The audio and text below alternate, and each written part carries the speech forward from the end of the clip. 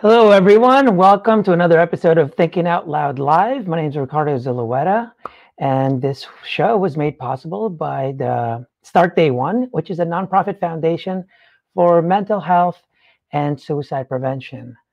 So one of the reasons we do this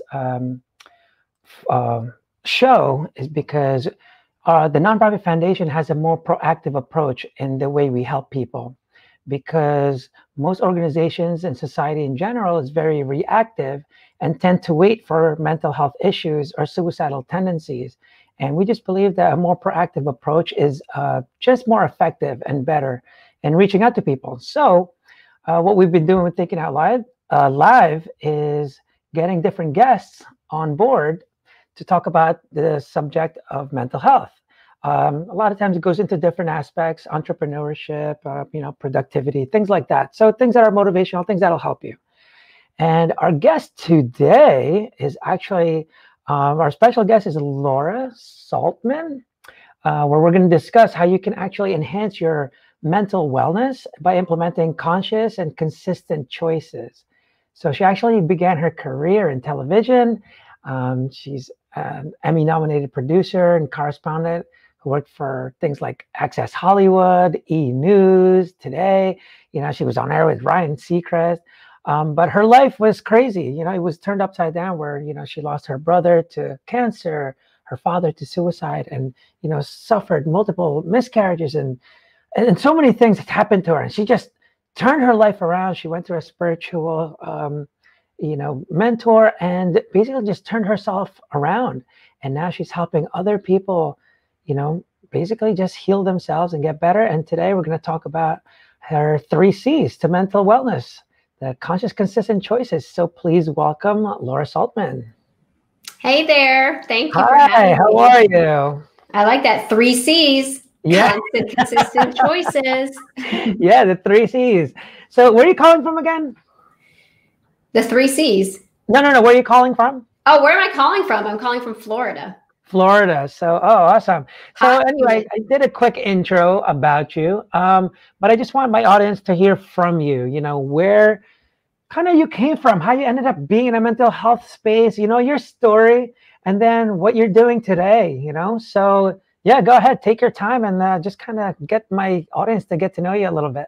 Well, thank you for having me. Obviously, it's an important day today. It's World Suicide Prevention Day today, September 10th. And as I told you, I had lost my dad to suicide after my brother passed away from cancer. So before all that, I was an entertainment reporter working for shows like you said, Access Hollywood, Today Show, E! News, living a Hollywood life, enjoying being on red carpets and going to the Oscars and the Emmys and all sorts of fun activities and meeting celebrities and sometimes dating celebrities.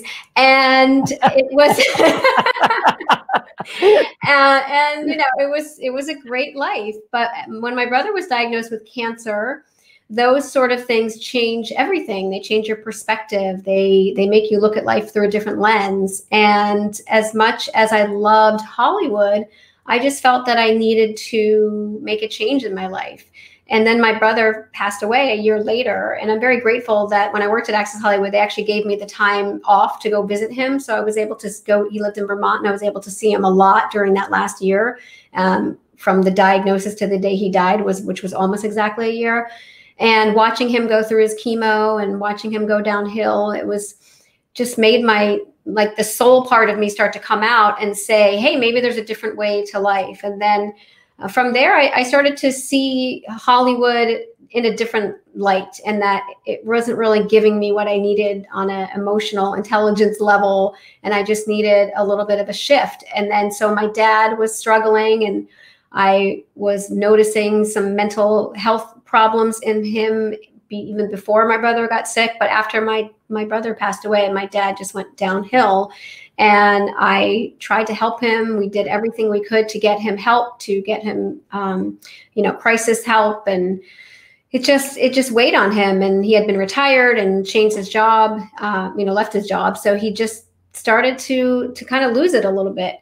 And he was taking antidepressants, and that never helps you make clear, consistent choices when you're taking antidepressants. Your mind just is not clear. You're not able to help yourself. So he decided to end his own life. And it was a horrible time in my life. And then in the midst of all that, I was going through miscarriages and adoption failures, and my life was a hot mess, like just an absolute mess.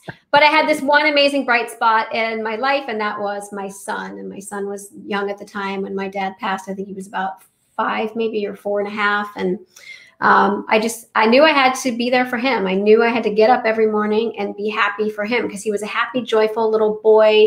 And I just wanted to teach him that, you know what, life can throw you lots and lots of bricks.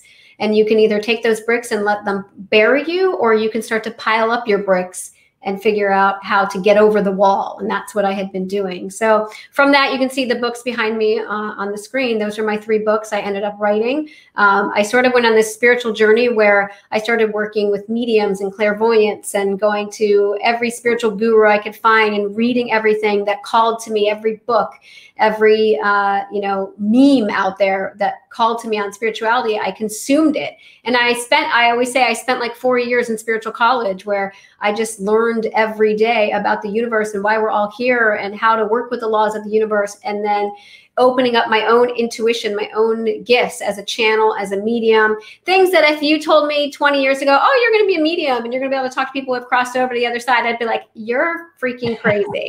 That's never happening. And yet my soul had a different plan for me, a different path. And so I decided to follow that path, as hard as that path. And it had been a really difficult path up until this point, but I listened to the calling of my soul and put these books out into the world. And I always tell people it's like pieces of a puzzle. And the more pieces that you get, the more you're able to open up your own intuition, your own gifts. Because we're all intuitive on this planet. We're all psychics. We're all mediums. We're all clairvoyant, clairaudient, all those things. You just haven't put your puzzle pieces in just yet. And I just happen to have put them all, not all together. Because if they were all together, I wouldn't be here. I'd be over on the other side. But I have filled in enough of that puzzle to be able to channel and be a medium and do all of those things. And in that, I've been able to get these incredible insights and wisdoms that I share every day. I have an Instagram called Wisdom of the All, and the all is representative, and that's my books, The All of Everything, The All of the All, and The All That Is. And the all is representative of that power that lights the universe, whatever you call that one thing from which we all come, God, source, universe, Allah, whatever it is to you, that energy of the universe, that's the all, and that's the name that I was given. So I channel these daily quotes that are, trying to help us understand who we are and why we're here and how we can be living our life with more peace and more joy. Awesome. Thank you so much for the nice active I talk really fast, so I try to get it all in there. Yeah. Because so you're so used to getting interviewed, you got to get segmented or else they cut you off. Exactly. Right. Totally. I just felt that with that news that I was on. I was like, oh, wow, they cut out a lot. Oh, yeah. Yep. Yeah. I'm like, I'm glad they didn't segment it. They segmented it really well. Yeah. But so thank you. I actually forgot all about mentioning in the very beginning that it's World Suicide Prevention Day. So really appreciate you bringing that out. So, people that are out there, the stuff that we're going to talk about, it's all going to be meaningless unless you actually make a decision about something. And that's really important. I always emphasize that because, we read books, we learn things, we see 50 million quotes a day, but they're irrelevant unless you make a decision about something, and nothing's going to happen without that. So I hope that the things that we talk about, especially today in World Suicide Prevention Day, that you can kind of implement and execute, whether it's for you or for someone else, maybe help someone else. It's a really good day to do that. So, as I mentioned before, where this show is done, would start day 1. It would be awesome if people can kind of check that out and see how we're helping other people, proactively, and the way we kind of just try to reach out instead of waiting for them to reach out to us. So that's really what we're doing there. And so let's talk about that. So Laura and I, speaking of, World Suicide Prevention Day, so our affiliation with that, at least on my side, was my eldest brother. I believe it was your older brother also, right? My brother died of cancer. Oh, okay. It was your dad. That's right. Yeah. That's right. So it was your dad. Yeah. So I was actually 21 and my brother was 28 when that happened. And it's crazy because you still see him as that older brother. It's like, I'm so much older than him now. but I still see him just like older Right. than me. But even though I'm the one with the gray hairs and stuff now, it's crazy. But yeah, that was definitely a crazy experience. And at the time, I was more like numb, I guess, about it. Yeah. You don't really think It's a great about word. it. You don't really feel like talking about it. It's not something you discuss. You just, most of the time it's like, oh, I don't want you to feel like crap because of me. So it's all good. You don't have to console me. I got this. And so, I learned a lot from that experience. Well, actually the learning, I don't know about you, but it was the afterwards, right? When you have a clearer mind about it, you kind of go back, usually when you're just in a better place, right? Yeah. And the biggest thing that I learned from my brother, my experience with my brother doing that, was that when anyone ever gets sad or depressed, and including me, and I tell people this, like, dude, no one's immune to this, is that it's not really because of your situation. It's actually your perspective. Yep. Because things like this happen all the time, and it's really your perspective that kind of changes. Talking to you, when was the actual shift in your perspective? Because I mean, you had a lot of things, like one after the other, one uppercut after the Yeah. other. Like, Yeah. and she's not going down. Like, But when did you finally decide, like, you know what, enough of this beating? You went Rocky style and was like, my turn, Well, first of all, it's incremental. So it wasn't just, the one thing and it all sort of changed. My life just like changed completely. It was an incremental change. So I worked on myself every day for the last 7 years of my life. So it's not just oh, I'm enlightened now and everything's fabulous. It is, you have to absolutely positively work through your situations and work through what's going on in your life.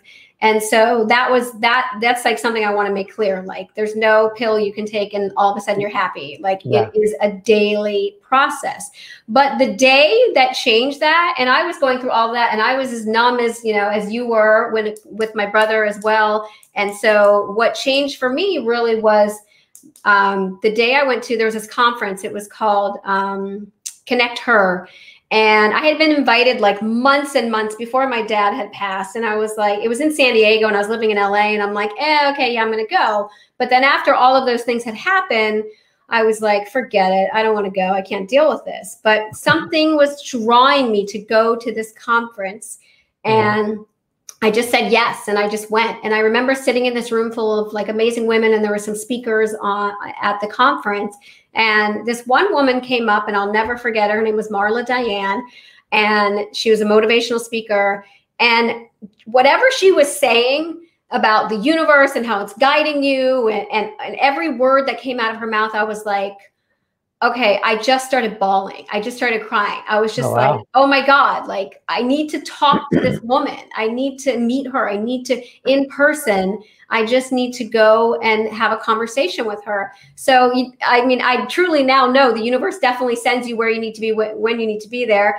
And so she had a little round table, and there was nobody sitting at the round table. Like, normally lots of people go to the round table, like 8 people sit at the round table, but no one showed up at her table. And I'm like, wait, she's all by herself. So I just sat down right next to her, and I launched in, because I knew people were going to eventually come to the table. And I started talking to her, and as fast as I do talk, I spit out my story to her. And she looked at me and she's like, you need to go to the Center for Spiritual Living. It's right in your neighborhood, and you need to go and you need to listen to what they have to say. So I was like, all right, I'm going. So I went there. I had no excuse. It was like 5 minutes from my house. And it was the same situation where I sat down and I listened to the speaker. Her name was Kim Stanwood Terranova. And every word out of her mouth was making me like boiling inside of me, like, oh my gosh, yes, I get it. I want to be happy again. I want to have joy again. How can I find joy again? I'm not meant to sit here in my muck. I'm not meant to be depressed and sad. And I remember leaving there and thinking to myself, if something happened to me and I left my child behind, would I want him to live a miserable, horrible, crappy life? And I was like, no, I don't want my son to live a life like that. I want to be happy. Like, I'm going to stalk him if I'm a ghost, but I want him to be happy. And so that was it. That was the decision. Those 2 days were the ones that made me say, I'm going to fight. And so I looked up Kim online. And I found her online, and she was doing one-on-one sessions. And I decided to not only go to her to seek like a spiritual counselor, but to go to grief counseling as well, because I knew that, you know, I needed some sort of grief counseling to go along with it. And I worked with her for 2 years. 2 years of going to her either once a week or once every 2 weeks. And then I sort of tapered off once I started to find my footing again.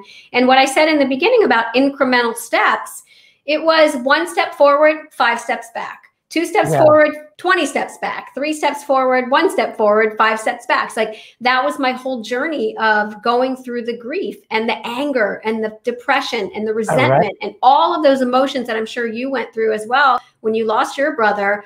And how can I move through all of these emotions? And that is a journey. It is not a daily, it is a daily process. It is not, like I said, it's not take a pill, it's over. It's just a daily thing. And I still struggle with the loss of my brother and my dad, even though I teach now and I've written all these books and I work one-on-one with clients and I can actually connect to people on the other side. It doesn't mean that I still don't have those crappy days where it sucks. And you're like, why are they not here with me physically? And why can't I call my brother on the phone and talk to my dad? And why can't you talk to your brother? And, you know, like it still sucks. Like it's still, right? You can move through grief and you can be happy. And there'll be a day when you're like sucker punched in the face and like pulling your eyes out, right? Well, and that's exactly what I tell people. It's like, these are just emotions. They're just results. They're not the cause. And people all like, they blame your emotion on how you feel. It's just like, no, because of your thoughts and stuff like that, it's just an emotional response. So you get depressed because you miss your brother,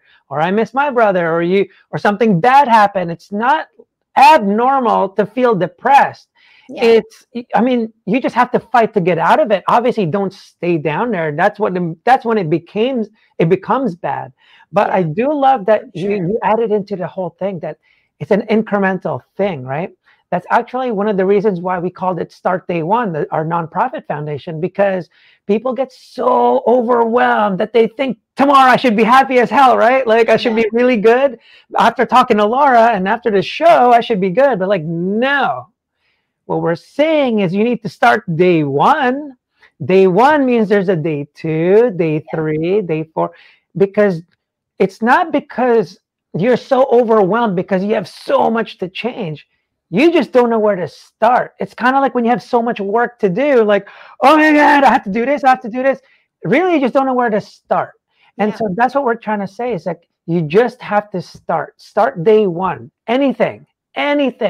Any sense of progress is going to help you out tremendously. And that's what always happens. So, you know, the way she's talking, you know, you also brought up how antidepressants, to me, I feel the same way.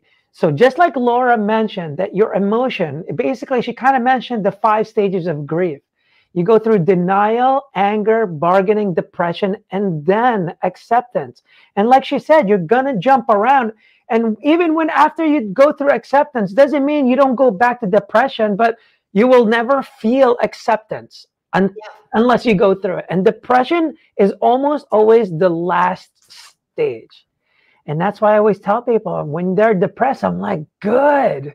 I mean, it sounds kind of weird to say, but, but it changes their perspective right away when I tell them. You're moving forward. Absolutely. Not only that, because all of a sudden it changes them and they go, whoa, what do you mean good? Because I'm like, yeah, you're almost there. Like, that's the hardest part. Like, you're almost there. And unless you go through it, the antidepressants numb that. The alcohol, numb that. That's why it feels so good to drink when you're freaking lonely, and because then you don't feel the pain. So, but when we talk about that, right, the pain. So one of the things that I'm curious what your insight is on this. So the way I've seen with people, you know, I've seen pain as such a distraction, right? It's kind of, I refer to like a toothache.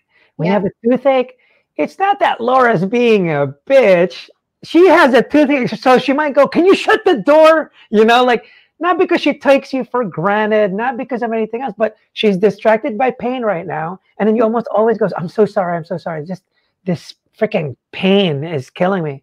Except obviously when it comes to mental health, it's more an emotional pain.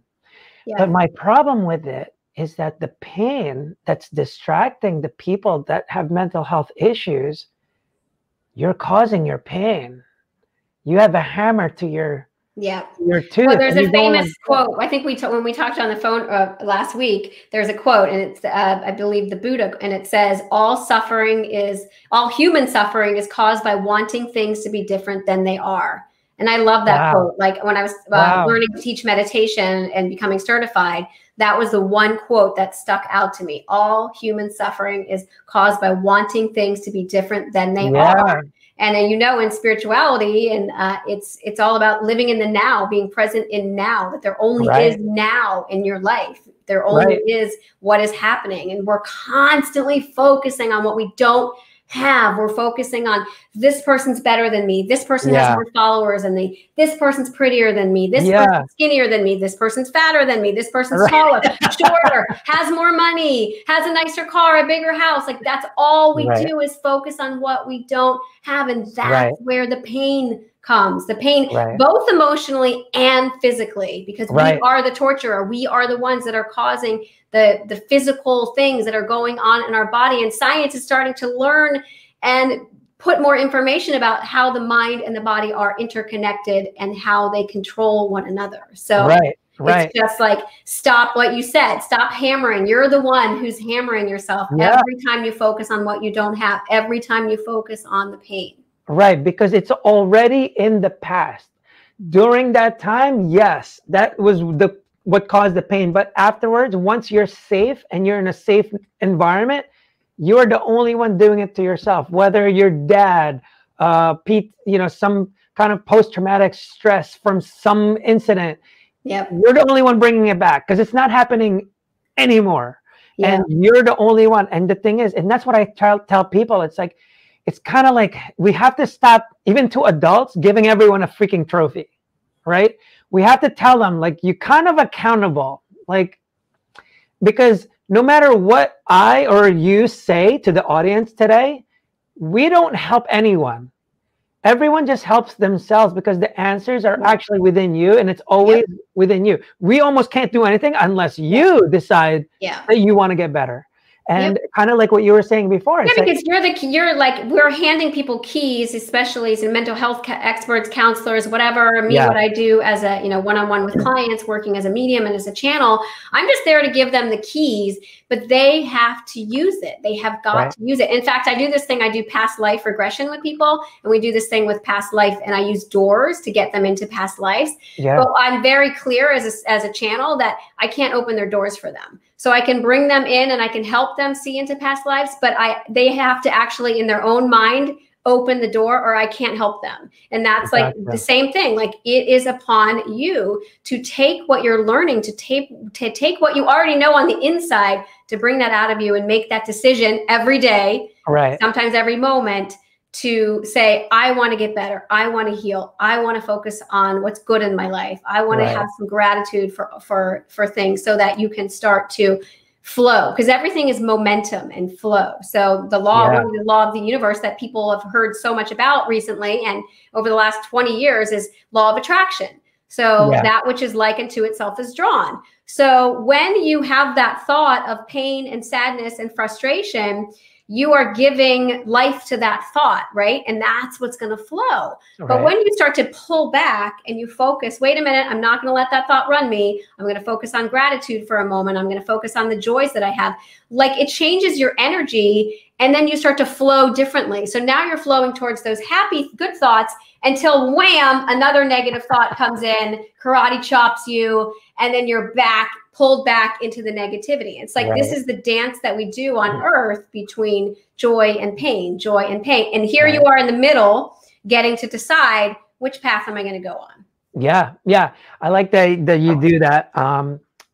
What's funny, before, when you're talking about like what actually made you go to basically fight against it, right? What was your next move, and what made you do that? When you mentioned your son in that aspect, one of the things that I learned, that the future version of you is so much more important than people really think. And it's something we don't really do. And it's funny is because as you get older, the less you kind of envision yourself and, you know, go into like fantasy world about your future.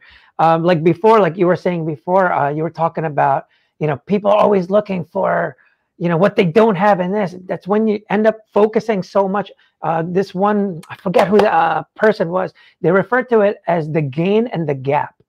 When people are, you know, living in the gap, basically what they don't have, what they haven't done, and everything else, and they're not looking at the gains. And when you actually make it a habit to look at all your gains of what you're doing and how you're progressing, any little gain, it could be so small, because the only time frustration happens when expectations high and you can't get there. So you, like, for example, I read this somewhere a while ago. The American dream is dead, and 40 to 50% of Americans don't think it's alive anymore. And I'm just like, wait, first we got to talk about, what do you mean about American dream? Yeah. Are you talking about mansions, Lamborghinis? Because that's not it. I hope you know that. Yeah. Anyone that's watching, it's not, because the American dream was that you get to keep the fruits of your labor and you have a family with a white picket fence and a damn dog. Like, that was the dream. People from all over the world came to the United States just so they can achieve that, not so they can have the biggest house on the block but people have made that now the dream. So now they're living in the gap, like, oh, I'm not a millionaire. I guess I'm not living the American dream. Well, when you're living in that, you'll never be happy. And the problem is the future version, when you're looking at that all the time. So we're always evolving, right? There's the present, there's the past, and then there's the future version of you. It's always moving, right? I've learned when people get depressed, it's not because of what you can see about your past. It's what you can't see about your future. Mm-hmm. But what's funny is when you start seeing that future, you can actually alter the way you see your past. It's so weird. Well, when you can see a vision of what's possible for you and, you know, what you can create with joy. So that's like the thing. When you see it with excitement and anticipation rather than how am I going to get there? I always say it's like you're bumping into the walls of your why and your how. So here's your why. This is your wall over here. That's the past, right? And then over here is the wall of the future. That's your how. And this is what people do. Oh, I really want to be, you know, I want to win an Oscar one day. But this teacher told me that I was a terrible actress when I was in high school. So I just don't know. And I didn't get that commercial that I really wanted. So I just don't know. Oh, how am I going to get there? How am I going to find, you know, how is someone going to notice me? How am I going to get my first big acting job? And this is our dance. It's why didn't this happen? How am I going to make it? Why not? Why didn't somebody like me? How can I make people like me? And then we just constantly are going back and forth, bonking into those whys and hows rather than going straight on that path. And I liken it to the Wizard of Oz. I've said this many times. It's like the Wizard of Oz. So you've got the yellow brick road in front of you, and in front of you is that vision of what you want to create. Like you said, like see that vision ahead of you. That's your Emerald City. That's you want to create that amazing thing in your life, whether you want to be the biggest boxer in the world, whether you want to, you know, whatever it is. And then you follow that yellow brick road. Okay, so what happens on the yellow brick road? You bump into the Tin Man, you bump into the Scarecrow and the Cowardly Lion, and then flying monkeys come at you. And that's the journey that we all take as humans, right? We're always like, oh, this is distracting me, and that's distracting me, and now there's got flying monkeys, and I can't take this anymore.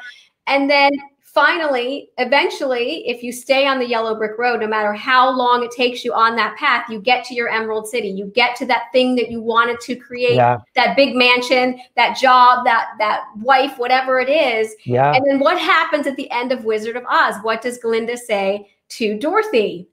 You always had the power inside, my dear. Yeah, that's right. You had the power. So all she had to do was know on the inside that she could get to her Emerald City. And none of the things that she bumped into on the yellow brick road would have stopped her. She would have gotten there on a much faster path. But wasn't it fun that she got to meet the Tin Man? And wasn't it fun that she got to meet the Cowardly Lion, even though it was a pain in the butt in the beginning? And the flying monkeys were hard. and it was a painful thing to go through, but didn't she get stronger? And didn't she become a fighter because she had to fight off the Wicked Witch and the flying monkeys? And when she got to the end, wasn't it so much more important? Wasn't it so much more amazing to finally get home because of the journey that she had taken? And that's the journey of life right there. Like when you get that vision, when you see it, stay on your yellow brick road and don't be so distracted by all the things that come up. But if they do, be grateful, because they're going to get you there. They're going to make you stronger, and they're going to make it so much more meaningful when you get to the end. Exactly. And that's how it helps, right? When you have that future version of you. So, you know, when you're really in a bad place, it's like, let's put example, a breakup. Yeah. When you get a breakup, man, what makes it so hard is because you had such a different blueprint of your life. You had everything, all you envision is with this person, with this person, with this person. All of a sudden, not anymore. And you're like, whoa. I have zero plans or future that doesn't have that in it. So I can't visualize this. And so that's where people get hurt. It's like they want to maintain this past version of themselves, but we're always evolving. No matter what you do, we're always going to evolve. It doesn't matter. When you don't, it's weird. That's when you're kind of really sick, right? But you're always evolving. The Laura that we meet today is not the same one that we could have met 10 years ago, and definitely not going to be the same one 10 years from now. Right? Even 10 days from now. Yeah, even 10 days. And especially when some traumatic event happened or something, you know, reverse of trauma, right? Trauma and, you know, and really big events can accelerate the evolution, the change. Yeah. And I've seen that, you know, I was just talking to someone about this, you know, kind of my own little theory. It's like, we're always evolving, but people that have this, this thing of keeping who they were is what's really causing the real emotional heartbreak and emotional issues, because they don't want to evolve. Like, yeah, but I want to be that person before the trauma. Like, I want to be that person. But it's like, yeah, too late. But that doesn't work. You're never going to be that same person. And so now you have to work through that trauma rather than staying stuck in the trauma and the whys. Why did this happen to me? Because you will never be that person. Yeah. You will never be the person after you lost your brother to suicide. I will never be the same person I was before my brother died and my dad died. Yeah, and the thing is, you shouldn't want to be the same person from the past anyway. You always want to be a better version of that. So you don't even want to be that person anyway. So whatever, you went through something else. And like you said, you might meet the freaking scarecrow. You might meet a lion along the way, you know, things like that. You know, I like when you refer to your son. So what Laura did was see a future version of herself with her son, right? And once that's in place and you're just like, well, now suicide, depression, all this bullshit going this way is not in line with my purpose. Yeah. So that's really important for anyone that's going through anything. Like, purpose is intentional. People think purpose just kind of comes up like, oh, how did Laura find her purpose? It just kind of happened. No, it's actually intentional. You actually have to decide to do that. It's not something that just happens. Same thing with passion. Passion doesn't come out of like, holy shit, I'm passionate about surfing and I've never surfed before. Weird. Like, you know, you have to have surfed first before you even have passion for it, before you even think you have a purpose for it. You know, from her experience, that's why, you know, Laura got this purpose. Like, if all these things didn't happen or she didn't experience any of these things, she would have had a completely different purpose. Like, it wouldn't have been what she's doing today. It's same with me. Like, here I am with a nonprofit foundation. I don't know what that wasn't part of my plan. Not at all. Not at all. I never even talked about my brother. But her visualizing that, because then what happens is when you see that future version of yourself, everything that you do will kind of follow that, because her perspective changed. And all your decisions tend to follow your perspective. And, you know, you were talking about, you know, how you were saying the spiritual universe, the all, like everything, right? I was watching this one, forget what it was. You'll actually love, it was the author of Mind Over Medicine, because Laura was mentioning before about how the mind and body is actually interconnected. It is. And some doctor proved that thing. So there's a book, Mind Over Medicine. But anyway, one of her like YouTube things, just wanted to learn more about her. She was interviewing this other lady. So she was suicidal for like 18 years. And I'm like, damn, like, what do you mean you were suicidal for 18 years? And she's like, I took the pills, anxiety pills, depression, antidepressants, things like that. She's like, didn't work. I was just this. And then 18 years later, do you know what shifted everything?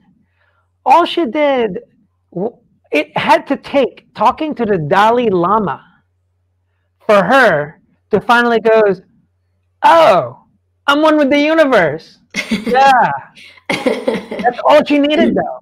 Yeah. That's all she needed. She didn't get a magic pill. Yeah. She didn't get some kind of daily ritual, something. Her perspective went, oh, I'm this little thing, part of the universe. And all of a sudden, her perspective changed. And she never went back to it. Because once your perspective shifts, it just kind of like changes everything. That's rare, though. That's a rare, like, there's not, I mean, that does happen. And I know other people who have that, they had like a astral projection dream, and all of a sudden they're like, I'm at one with the universe. I totally get it. And you're like, and after everything that I've been through for the last 7 years, I'm like, well, lucky you, because that is not the journey for most people. Most people go on that very, very long up and down back and forth journey. So, but I know from being a medium and a channel and being able to connect to the other side, that moment in her life was chosen. Like, she chose it on a soul level to allow that to happen, so that it can open up all of her other possibilities of what she could create in this lifetime. So everything in life is purposeful on a soul level. We set these soul contracts, and they have different things in them, and they have all these different possibilities for what we can create based upon the actions of love or fear and which way you go. And so it's always about knowing that if you see something, it's because you can create it. It is a creatable thing. So if you see yourself, like I would say, going back to my son, I always see myself when he's graduating from college and sitting in the stands and cheering him on. And those are those moments where I just get so excited, where I know that's possible. And I know that I have to be there, and I have to fix myself, and I have to maybe what we said the show's title was consistent conscious choices, that I consciously know that I want to be there for my son and maybe one day other kids, and that it's important that I take care of my mental health and my mental wellness in order to be at that moment, which I see in my visioning of him graduating. So those moments where you see what's ahead of you with joy and passion and purpose, use that as much as you can on the days where it's hard, on the days where you're struggling, because there are those days. There are days when you just don't want to get out of bed. No matter how spiritual you are, something will come along and wipe your spirituality out. I was just I'm writing a 4th book, and the chapter I was writing about today was about how the universe is always giving us signs that we're being guided and that we are one with the universe. But then the universe will also give us signs that it's not there. And it'll give you those moments where you're like, there is no God, there is no universe, there is no source. All this stuff is BS. I don't believe in it anymore, because something knocked you off your butt. And that is just as purposeful, because that's the journey. If you already knew everything that we know inside, then you wouldn't be having this magic trip to the Emerald City, right? If you already knew that. So sometimes the universe has to come along and wipe that wave. You're standing there at the edge of the ocean, and you're like, I'm very balanced. And then boom, all of a sudden, the wave comes and wipes you on your butt. And that's exactly what will happen with the universe. And even somebody like that woman who all of a sudden woke up, I promise you that things will be coming.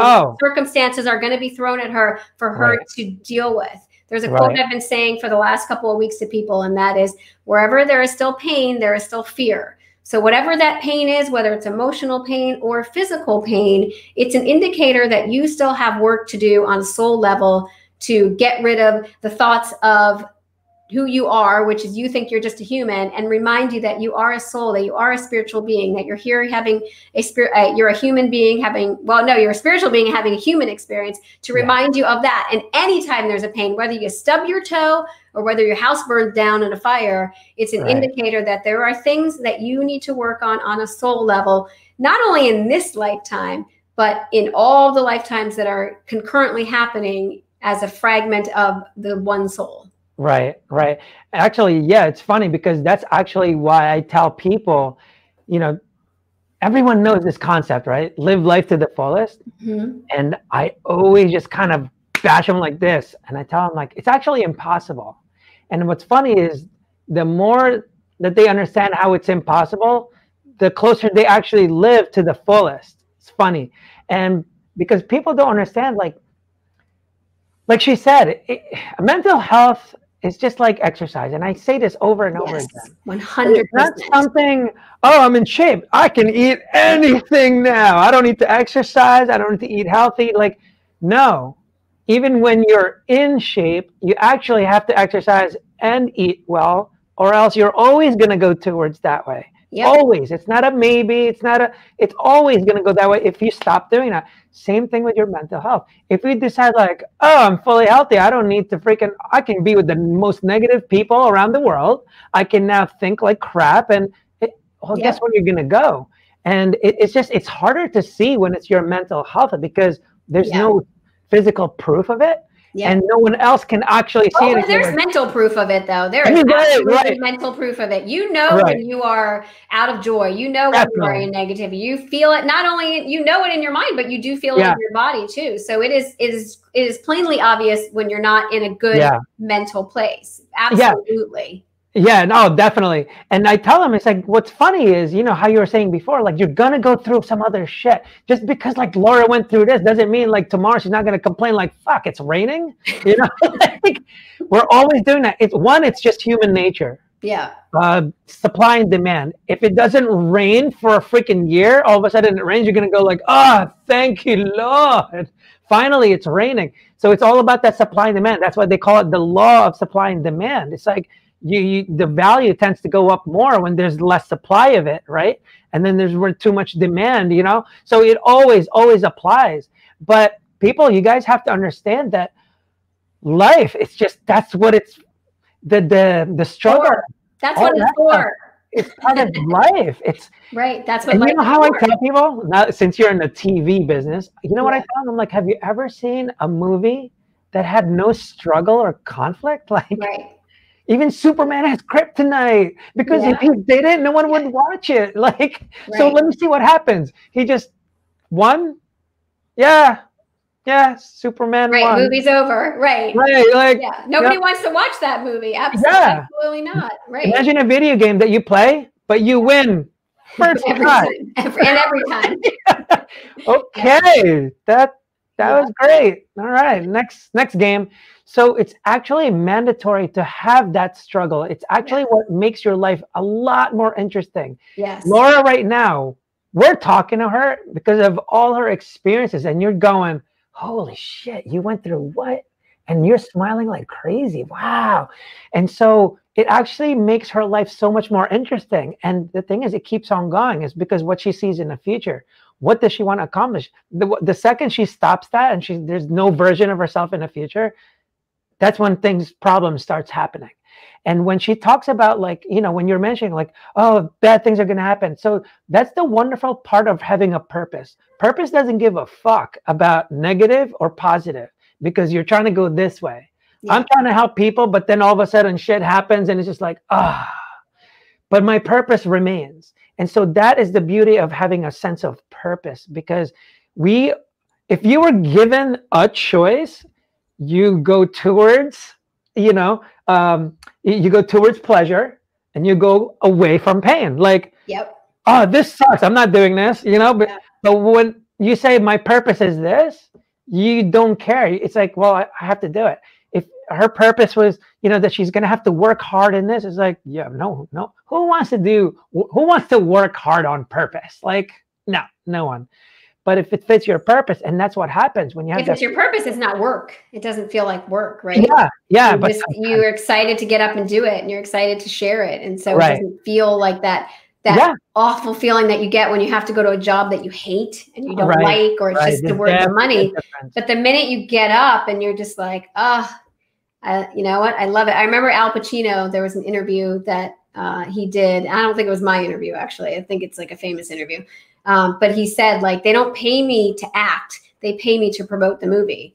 Like he would show up, and it's true. Like, you know, you make millions of dollars an actor, and most actors would probably say like, I love going to set and I love being another character and making the movie. But the worst part of it is sitting across from Laura Saltman of Access Hollywood talking about the stupid movie. And then I have to be interviewed by 100 other journalists. And then I got to go to every red carpet and get interviewed by 1 million people online. And like that, and that's the work that you have to pay them for, that part of it. But the purpose part, I love being an actor and acting is my passion. That stuff is free, right? Part of the package. So it's like, hey, the whole interview is that's all part of the package, you know? Yep. I mean, he would rather not, but it's like, it's not going to work. It's part of the deal, right? It's part of the deal. Right. And that's what happens, you know, when some people actually have their sense of purpose. And again, I got to reiterate, purpose is something intentional.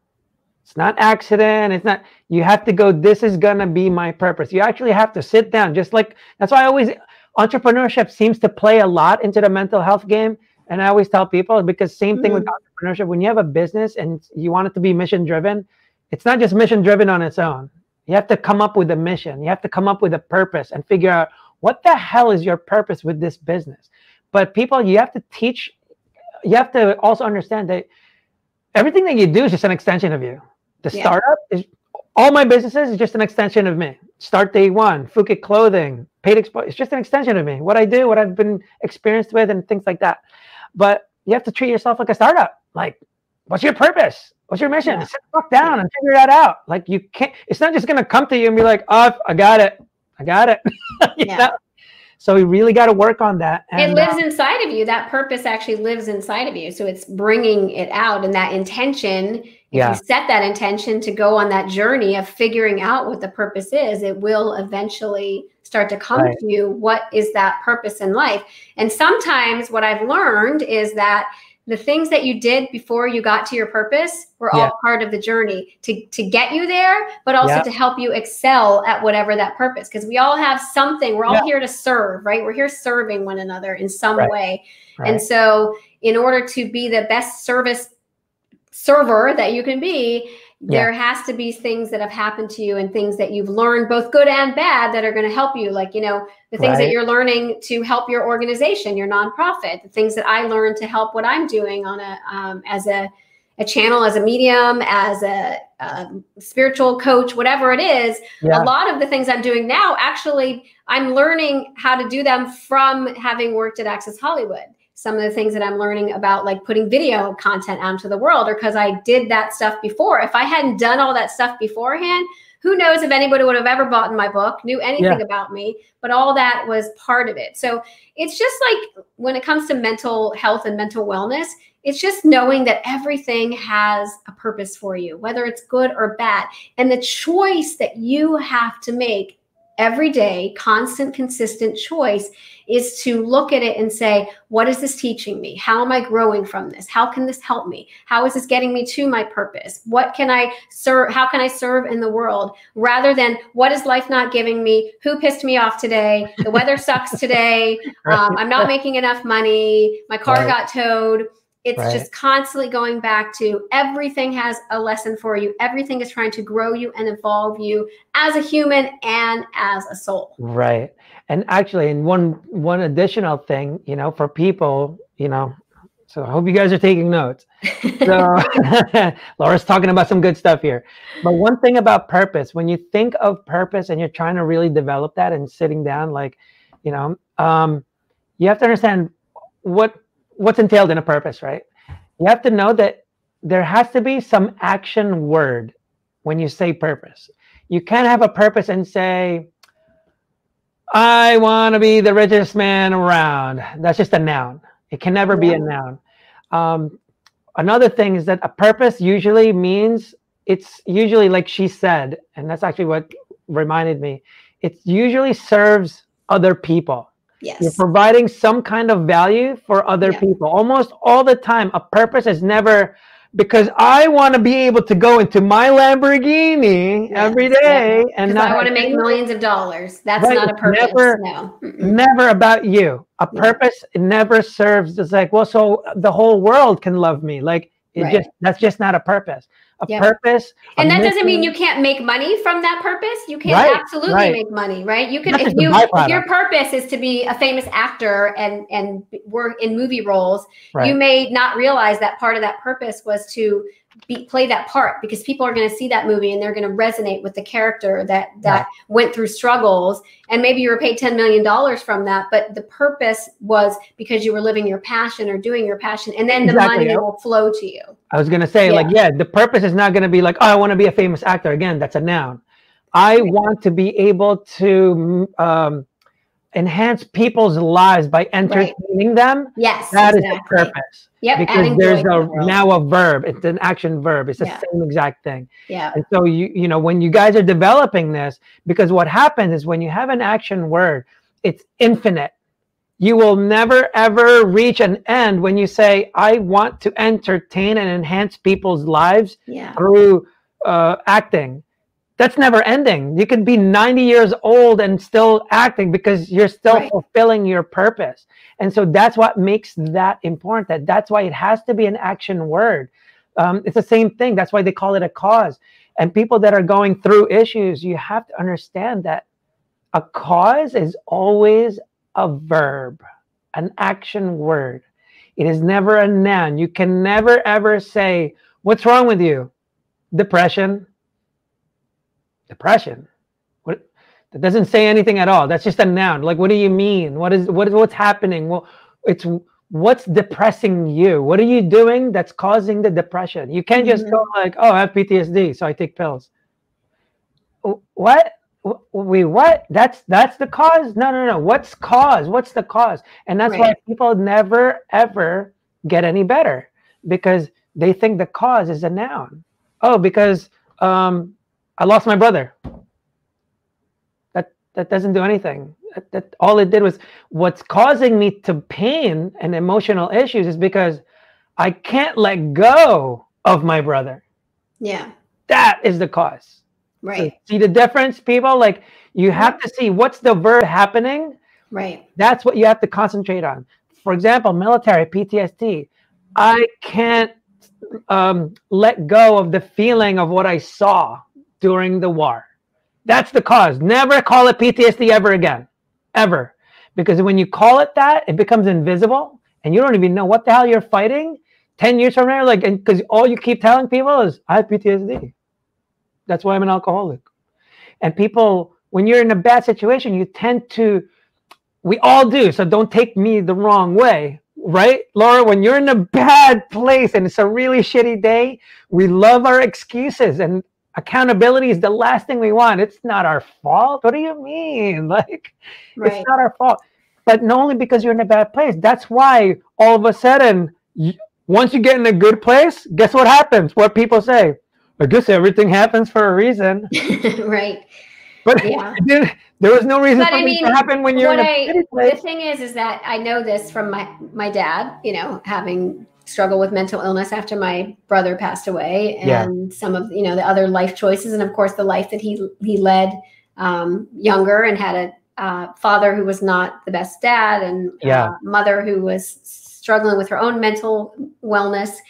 And it's hard. Like, I've been depressed. I've been at that point of suicidal myself when I was actually pregnant with my son. And so it's hard. Like, I get what you're saying in terms of, like, it's, you know, the PTSD, and you can just make those choices, but that's the importance of the consistency, the consistent choices that you make, because the more that you are consistent with recognizing the pain and trying to work with it, knowing that it's there. You can't just snap your fingers and say, oh, I'm going to be happy because somebody told me to be happy. It's that daily work that you do, those consistent choices of watching your thoughts, of saying, like, it's not that just that I'm depressed, it's that there is a reason, like that awareness that you're talking about. Like, you're trying to get people to understand that they have to be aware of the demons and what demons are causing the depression, and not just think like, okay, I'll be happy now. Because I think there's something in our society right now, and this is one of my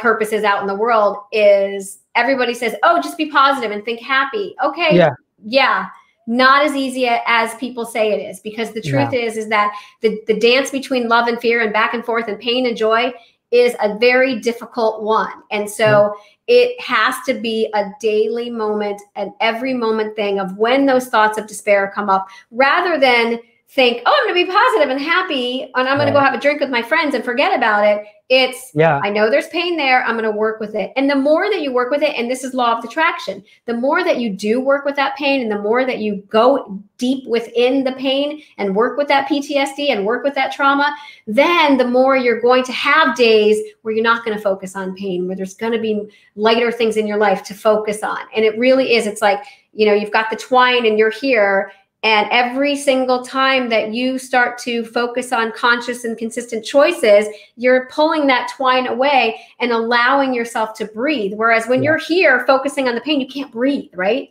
You cannot breathe. So you've got to work on the thought processes every day to take that string and allow yourself breath. And that's why I teach meditation now. Meditation is so important because it allows you some time to breathe and to think and to go within and to think about all those things. But when you're numbing yourself with alcohol and antidepressants and all of the things and whatever it is, motorcycle rides for hours, like if you're numbing yourself with something to get out of the pain, you're not going into the pain, right? You're not doing this. You're just staying right here. I'm going to do this now.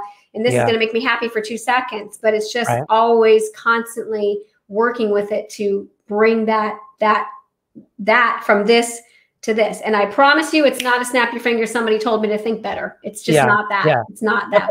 And that's actually, you know, when I talk to people, and that's why, you know, it always starts with that purpose, right? Because everything, it's like everything goes on, follows each other. So when you don't have a purpose, it's almost everything ahead of that is going to be shot. If your perspective is not in line with your purpose, well, all your decisions follow that. So that's going to be shot.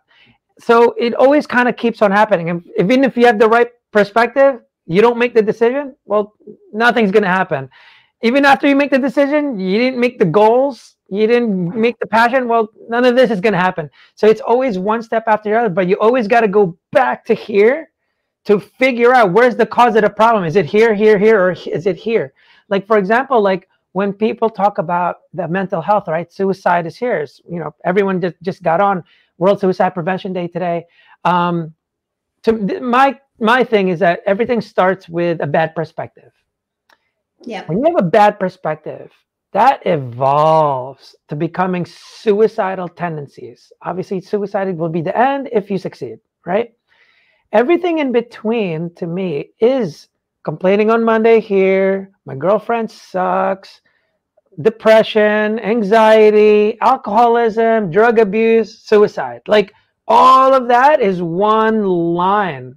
You just happen to take different ways. You might be on antidepressants. You might be taking pills rather than alcohol. Those are just like what you're doing, but it's all one line because it's all the same cause. Whatever it is, it's over here. I don't know what it is, but usually it's your perspective on something. Almost always, it's always your perspective on something is not right. You think you're a loser. You think you're not going to make it. You think the world sucks. You think it's because your perspective. So you can think positive thoughts all you want, but all you did was remedy the result. Right. It's a Band-Aid. The positive thoughts are a Band-Aid for the larger, deep core within the problems. It's just it's not going to fix it. It's never going to fix it. Yeah, because people that are walking around going like, oh my God, I've been dealing with depression since like, I don't know, 2017. I'm like, holy shit, you have a specific date when you recognize that emotion?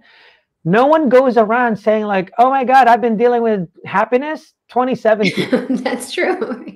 I've been happy for 20 years. Right. I've been happy for like I've been depressed years. For 3. I've never had anyone pass away on me. Right. Nothing. Yeah. Like it's impossible. It's just an emotional response. Happiness is the same thing. Yeah. You know, but you can't just go one way and the other and you think this. If you have a positive perspective, you almost never, it's impossible to go and take a negative route.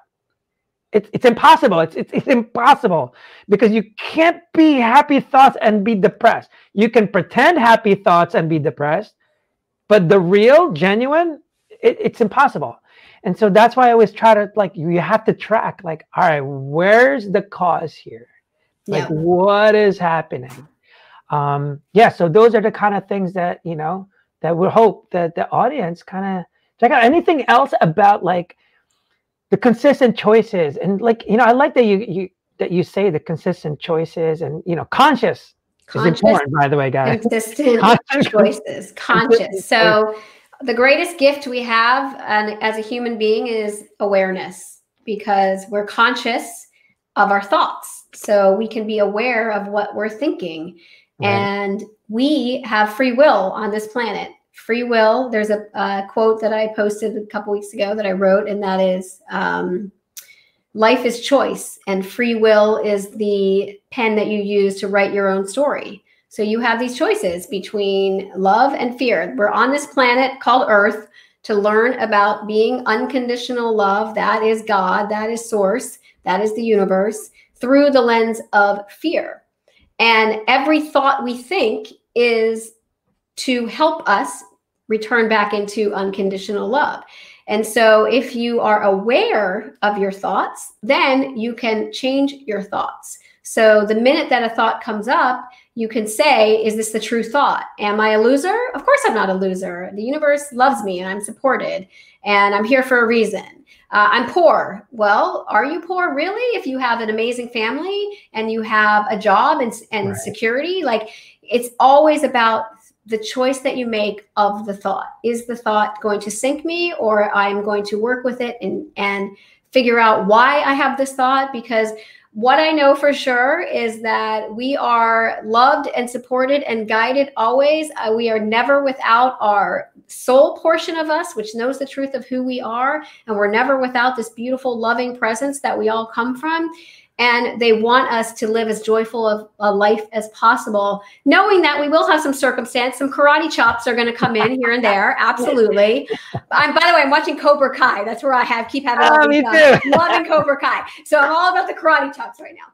But we really are guided and supported. I work with clients every day who we're talking to, people that have crossed over, their loved ones who have crossed over, with angels, with guides, with messengers, who are giving me these messages where I know confidently and securely that we do have this amazing support system that comes first from within and then also from without. So meaning, whatever you want to call it, God, source, universe, whatever you call it. And when you make consistent choices to work with your soul and then work with your go-to team, which is your outside source and your inside source, then you can start to lessen the grip of fear and ego and pain so that you can start to live a more joyful life. And that only comes from consistency. When I first started working with my spiritual life coach, who I started with right after my dad died, she would say to me, what is your daily practice? And I was like, I don't know. Like, I think I lied to her in the beginning. I never really had a daily practice. I wasn't meditating. I wasn't journaling. I wasn't going for walks. I wasn't doing anything for me. And I would just not, whatever, I'd make stuff up in the beginning.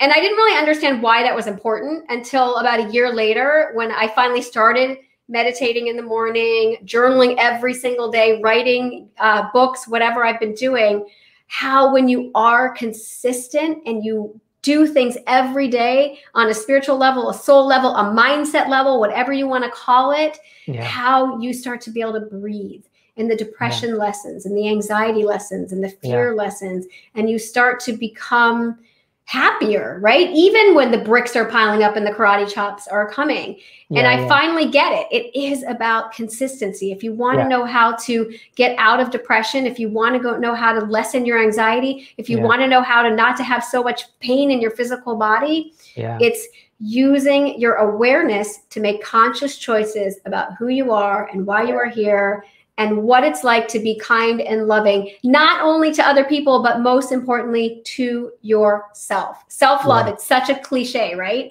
You hear it all the time. But that's the journey. We're here to learn about loving the self. Like, when you love yourself, you don't need other things. You don't need other people. You don't need the relationship. You don't need the alcohol. You don't need the drugs. Because when you truly love yourself, you would never put that in your body. You would say, I know that that's going to harm me, and I don't want that in my body, and I want to treat my body as kindly. So I'm going to go to yoga today, or I'm going to meditate for 5 minutes. I'm not going to get stuck in this muck, because everything is, as you say, it's about your perspective.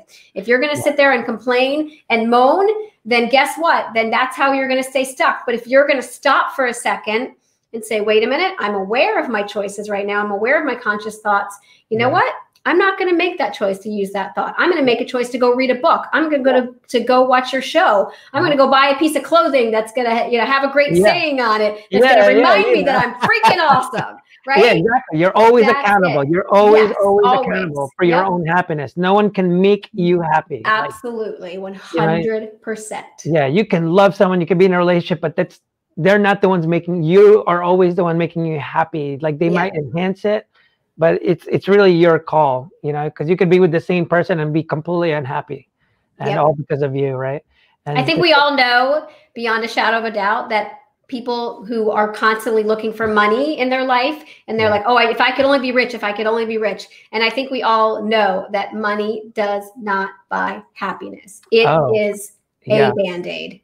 Right. And if you are not happy on the core inside, then you chase things. You chase the money, you chase the cars, you chase things to try to make you happy. And it might make you happy for a minute. Like if somebody wants to, buy me a Mercedes and like leave it on a boat on my driveway right now, like I'll be happy for that moment. Right. But you know what? The minute that somebody pisses me off or somebody cuts me off in traffic, guess what? I'm going to go right back to being miserable. And then I'm going to go seeking. Well, somebody cut me off in traffic and I'm pissed. So now I'm going to go have a drink because I need to, it's like, it'll never be enough. It's never be until you understand that you are enough.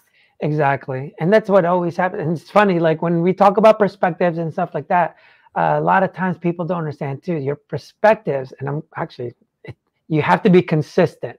Yeah, it has to be consistent. It can't be like, well, I want to party and live my life and be happy, but without working. It's like, ooh, I don't know if that.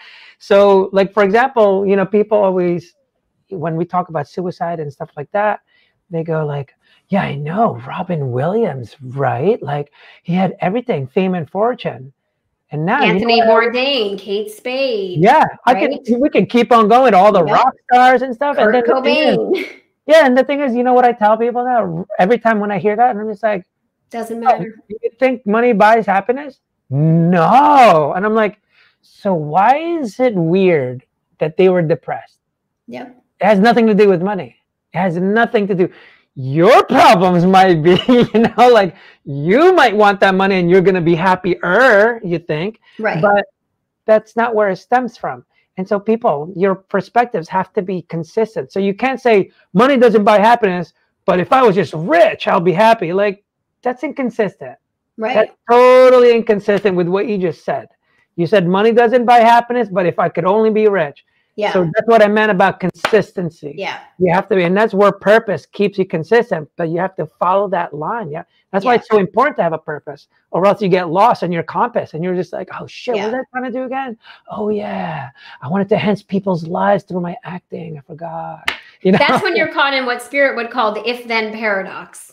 If I, win the lottery, then I'll be happy. If I get a great relationship, then I'll be happy. Right? That's it. The if-then, but we have to live the flip side of it is when I'm happy, that's when the money arrives. When I'm happy, that's when the relationship or the baby or whatever shows up. So you have to flip that script, right? Yeah. When you are happy, that's when those things arrive. And by the way, when it comes to money, like I'm not saying like you don't need money because money is a necessity on this earth, right? So we do need enough. Oh, definitely. Right. And it does help when you have enough, because then you can make better choices, right? But it is that notion of, I want the mansion and the cars and the millions of dollars, because the truth is you don't need millions of dollars to be happy. Money is like, if we could get rid of the monetary system on earth, we would all be a lot happier, because it is like the worst poison we can put on this planet is money, because it is such a painful thing. And especially when you've got the 1% who have most of the money and the 99% who do it. But it's like, money's literally paper. It's a made up system. Yeah, like literally, it's made up. I forgot what I was watching. I was watching something. I think he was in a third world or something, and he was talking about the problems with suicide, and they were just like, basically they thought it was a joke. Like people want to kill themselves. That's weird. Like what? That's Like funny. they don't Like, understand because that's they don't weird. have That's funny. Yeah, they don't that makes understand total why. sense. How could you have that much stress? Because Right. they're not stressing about anything. Right. They're living like, in the what is. They're not focusing on what they don't have. yeah, They're focusing on all the joys they have because they don't have access to yeah, all those things. So they don't need them and they're good. Like, yeah, exactly. right. They don't go Yep. like, oh man, if I Yeah. could only have those sandals, like, Right. Exactly. If I could have those jeans, I'd be happier. They're not going, right, well, that guy has more coconuts than me. Right. right. What ends On up an happening? The island, guy just right? gives away the coconuts. Hey, you want one? Right. Like, I like that guy's grass skirt better than my right. grass skirt. They're not thinking that way. Right. It's like, that's why they say money is the root of all evil. Right. You know, Right. just like, Right. because then it makes you want things that you truly don't really need. All you need is to be happy and to be healthy. Right. Right. Really. You need to have enough to be happy and healthy. And when you are happy and healthy, you don't care about anybody else's coconuts. No, You know, nothing. right? Nothing. You don't feel like you're missing out on anything. Right. Like, why does it? Yeah. And that's what hurts people on social media because people are putting their perfect That's a whole world other on there. conversation. Right. Right, exactly. Fake Like, world. tune in next week. You know? Right, a fake world, the fake made up world that people place with their filters and making everything look wonderful and fabulous. And then we compare each other. And then that just causes more health problems and mental problems because, again, you're focusing on what you don't have instead of what you do have. Remember what I said in the beginning, if you're just listening now, the Buddha quote that I love so much is all human suffering is caused by wanting things to be different than they are. Yeah. So when you can live in the what is and be happy with what is in the moment, then that's when you'll start to feel lighter and less anxiety and less depression. And that's when you allow beautiful, wonderful things to come to you. But when you are in a negative energy space, because everything is energy, you're blocking all these amazing, awesome things coming to you because you're stuck in that negativity. So you have to work on making those consistent choices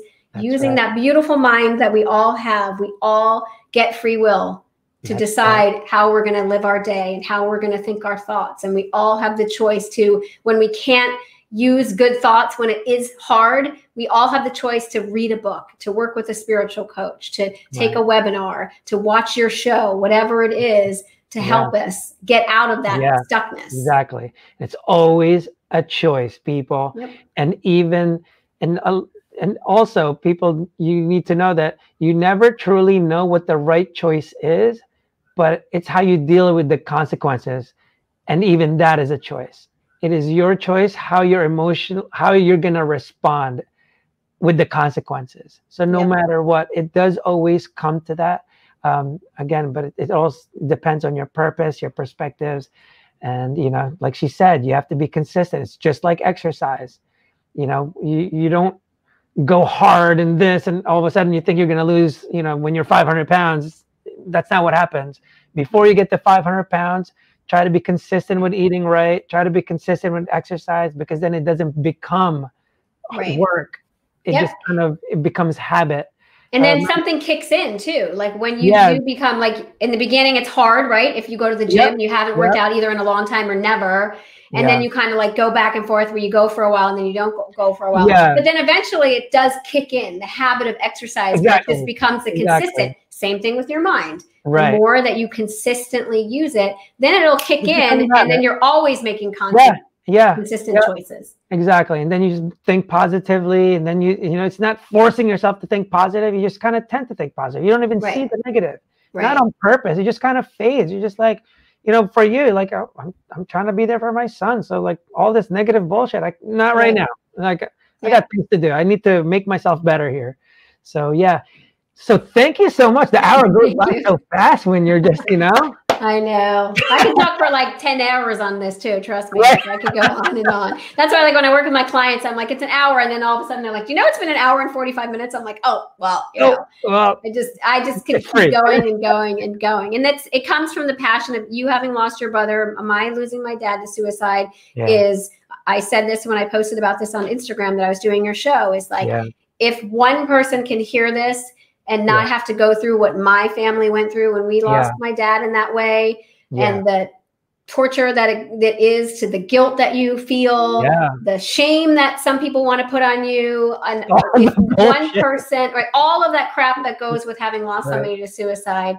You know, I think I'm very open about it because I don't have shame that my dad took his own life. I know exactly why. I know what his choices were, what he grew up in, the family that he grew up in, and the brother that he lost, and the parents that he had, and the mother who already had her own, she was schizophrenic, and like everything that happened in his life, the work that he did, how he, was working so hard his whole entire life. And then when he was retired, he was like, well, now what do I do with my life? Like how he got sick and he was a musician and he couldn't play his instrument as well. And then to have his son, suicide, it's like all of those bricks kept piling up on him. And I absolutely understand why he would want to, but I want people to know that when you have your bricks piling up, that there is a way to work with the pain and the trauma to get yourself out of there and to make the choice to be here for your family, for your friends, for yourself.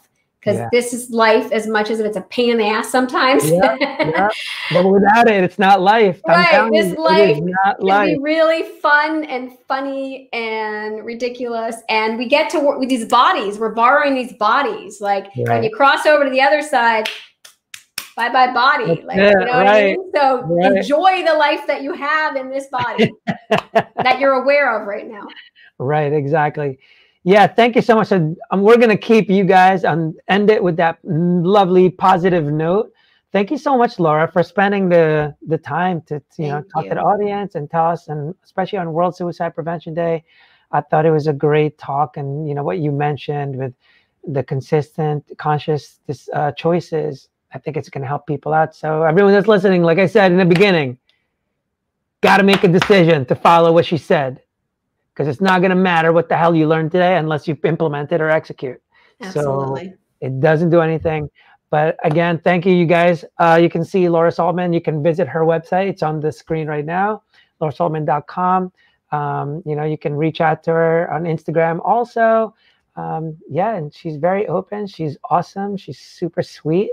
And we'll probably have her again sometime in the future. So thank you, Laura. Until next time, everyone. Thanks, everyone, for tuning in. Yeah. All right. I'll talk to you soon. Bye.